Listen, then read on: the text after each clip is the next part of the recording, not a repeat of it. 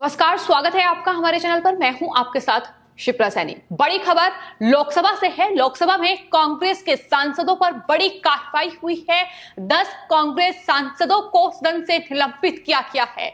आपको बता दें, लोकसभा स्पीकर के प्रति आपत्तिजनक व्यवहार करने के चलते इन कांग्रेस के सांसदों पर यह बड़ी कार्रवाई हुई है।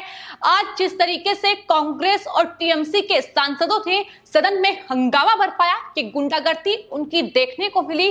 लोकसभा के स्पीकर उन पर उन्होंने कागज फेंके और फाइलें फेंकी गई, जिसके चलते ये बड़ी कार्रवाई कांग्रेस के सांसदों पर हुई है। कांग्रेस के 10 सांसद, जिसमें गुरजीत सिंह औजला, टीएन प्रतापन, मैनिकम टैगोर, रवनीत सिंह बिट्टू, हिबी एडेन ज्योतिमणि, इसके अलावा सप्तगिरी शंकर उल्का, वी वैथिलिंगम, एएम आरिफ को लोकसभा स्पीकर के प्रति जो आपत्तिजनक व्यवहार उन्होंने किया है, उसके चलते अब लोकसभा से निलंबित कर दिया गया है। तो पेगासस जासूसी मामले को लेकर ये लगातार विपक्ष जो है सदन में हंगामा बरपा रहा है। कार्रवाई को लगातार बाधित किया जा रहा है। कार्रवाई चर्चा नहीं होने दी जा रही है और यही वजह है कि ये बड़ी जो कार्रवाई है ये अब इन 10 कांग्रेस के सांसदों पर की गई है। आपको बता दें, न सिर्फ कांग्रेस पार्टी बल्कि शिवसेना भी अब कांग्रेस पार्टी के साथ मिलकर राहुल गांधी के सुर में सुर मिला रही है।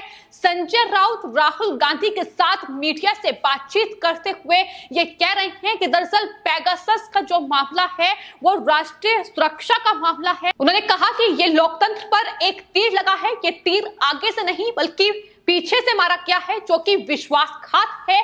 सरकार विश्वासघात कर रही है। ये तमाम बड़े आरोप संजय राउत की ओर से लगाए गए हैं। तो एक तरफ आपको बता दें, कांग्रेस पार्टी जिन्होंने आज सदन में कार्रवाई शुरू होने से पहले विपक्षी दलों की एक बैठक बुलाई, जिसमें 14 विपक्षी दल एक हुए और उसमें टीएमसी हालांकि उसको शामिल नहीं किया गया। आपको बता दें, इस विपक्षी दलों की बैठक के बाद राहुल गांधी संजय राउत मीडिया से मुखातिब हुए और राहुल गांधी के सुर में सुर मिलाते हुए संजय राउत ने कहा कि दरअसल ये जो पेगासस जासूसी का मामला है ये राष्ट्रीय सुरक्षा का मामला है और आप चर्चा से भाग रहे हैं। यानी सरकार पर यह आरोप मढ़ते हैं कि सरकार इस पूरे मामले पर चर्चा करने के लिए तैयार नहीं है।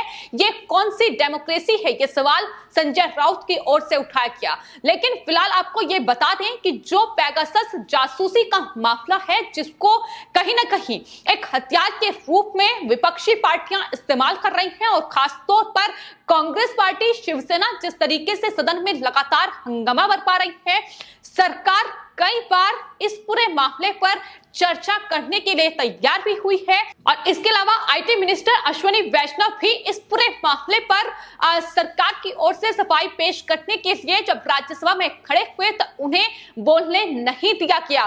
तो ये है विपक्षी पार्टियों की हकीकत जो लगातार सामने आ रही है। लेकिन चूंकि सरकार को घेरना है और सदन की कार्रवाई में बाधा डालनी है, इसलिए इस तरीके से लगातार हंगामा और गुंडागर्दी जो है शिवसेना से लेकर कांग्रेस पार्टी लगातार सदन में कर रही है। फिलहाल आपको बता दें, संजय राउत ने मीडिया से जो बातचीत की है, जाहिर तौर पर राहुल गांधी के साथ वो मीटिंग में हिस्सा उन्होंने लिया और राहुल गांधी के अब सुर पे सुर मिलाए हैं। उन्होंने पेगासस मामले को लेकर केंद्र सरकार को घेरने के लिए प्रधानमंत्री नरेंद्र मोदी को घेरने के लिए अब कांग्रेस का साथ चुना है, जो कि साफ तौर पर शिवसेना को पूरी तरीके से बेनकाब करता है, क्योंकि यही संजय राउत है, यही शिवसेना है जो महाराष्ट्र में लगातार कांग्रेस पार्टी पर निशाना साध रही है।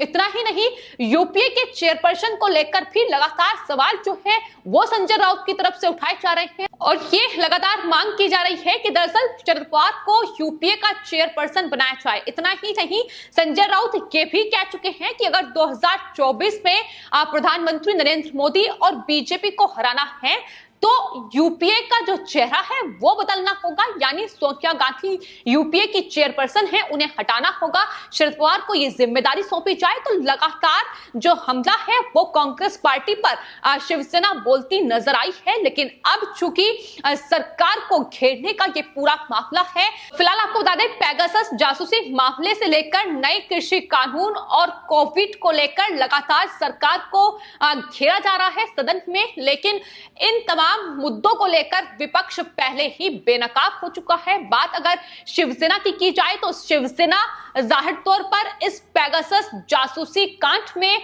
जानबूझकर घुसने की कोशिश कर रही है ताकि सरकार पर सवाल उठाया जाए।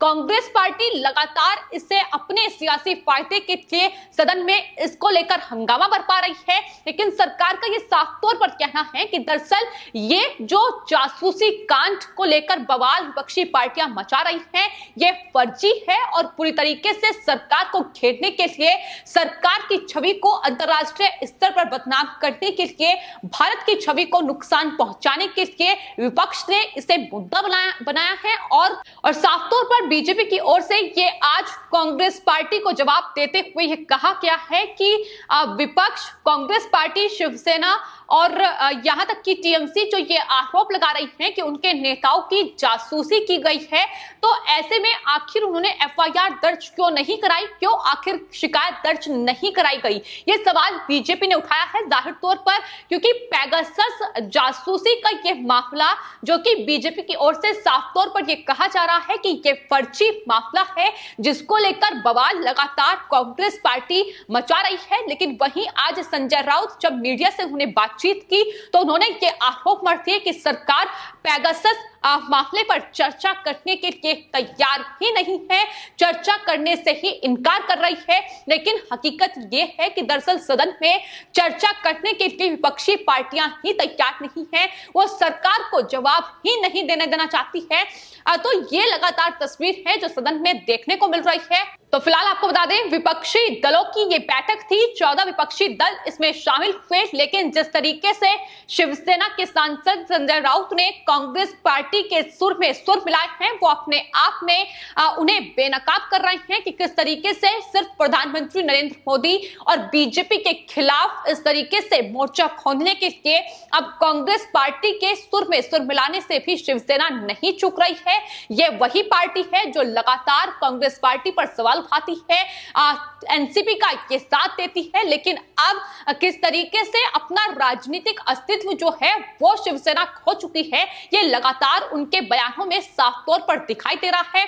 आपको बता दें, न सिर्फ शिवसेना के सांसद संजय राउत ने ये तमाम आरोप केंद्र सरकार पर लगाए, बल्कि राहुल गांधी भी इस मीटिंग के बाद बाहर आए और मीडिया से बातचीत करते हुए उन्होंने कहा कि हमारी आवाज को संसद में दबाया जा रहा है। हमारा सिर्फ यह सवाल है कि क्या भारत सरकार ने पेगासस को खरीदा है, हाँ या ना। ये राहुल गांधी की ओर से कहा गया। क्या सरकार ने अपने ही लोगों पर पेगासस हथियार का इस्तेमाल किया है, हाँ या ना। ये सवाल राहुल गांधी की ओर से किया गया है। कांग्रेस ने जो लगातार ये दावा कर रही है कि विपक्षी नेताओं, सामाजिक कार्यकर्ता, पत्रकारों और लोकतांत्रिक संस्थाओं के खिलाफ पेगासस रूपी हथियार का उपयोग किया गया है, लेकिन बीजेपी का ये साफ तौर पर कहना है कि आखिर क्यों, अगर पेगासस को लेकर जिस तरीके से ये कांग्रेस पार्टी बवाल काट रही है, अगर ये मुद्दा सही है तो क्यों मॉनसून सत्र शुरू होने से पहले, यानी 19 जुलाई को मॉनसून सत्र शुरू हुआ और उससे ठीक एक दिन पहले ये पेगासस का जो मुद्दा है ये सामने आया। तमाम झूठे आरोप जासूसी के कांग्रेस पार्टी के नेताओं की ओर से लगाए गए। गृह मंत्री अमित शाह भी ये साफ तौर पर कह चुके हैं कि इस फर्जी मुद्दे को लेकर सरकार को घेरने और सरकार के जो विकास की यात्रा है उसे रोकने की कोशिश ये तमाम विपक्षी पार्टियां कर रही हैं, कांग्रेस पार्टी कर रही है, लेकिन वो ऐसा करके भारत की विकास यात्रा को नहीं रोक पाएंगे। ये दो टूक गृह मंत्री अमित शाह ने विपक्षी पार्टियों को जवाब दिया था। तो कांग्रेस पार्टी लगातार बेनकाब हो रही है। और शिवसेना की अगर बात की जाए तो शिवसेना महाराष्ट्र में कांग्रेस एनसीपी के साथ मिलकर वहां की सत्ता पर बैठी है और जाहिर तौर पर अगर वहां की सत्ता उन्हें चलानी है तो इन दोनों पार्टियों का साथ शिवसेना के लिए जरूरी है। तो ऐसे में कहीं ना कहीं आज की जो मुलाकात है राहुल गांधी के साथ, आज की जो बैठक है और उसके बाद मीडिया से जो बातचीत उनकी रही, जिसमें उन्होंने कहा कि राहुल गांधी ने जो कहा है वो बिल्कुल सही है कि राष्ट्रीय सुरक्षा का मुद्दा है। इस देश में पूरा अपोजिशन यूनाइटेड है, यूनाइटेड रहेगा राष्ट्रीय सुरक्षा के मामले पर और कृषि बिल के मामले पर एकजुट रहेंगे, ये संजय राउत की ओर से कहा गया है। लेकिन लगातार जिस तरीके से विपक्षी दल ये दिखाने की कोशिश कर रहा है कि वो एकजुट है, लेकिन आपको ये भी बता दें कि संजय राउत का ये बयान भी सामने आया है जब ममता बनर्जी सोनिया गांधी से मुलाकात कर रही है और 2024 को लेकर प्रधानमंत्री का चेहरा कौन होगा,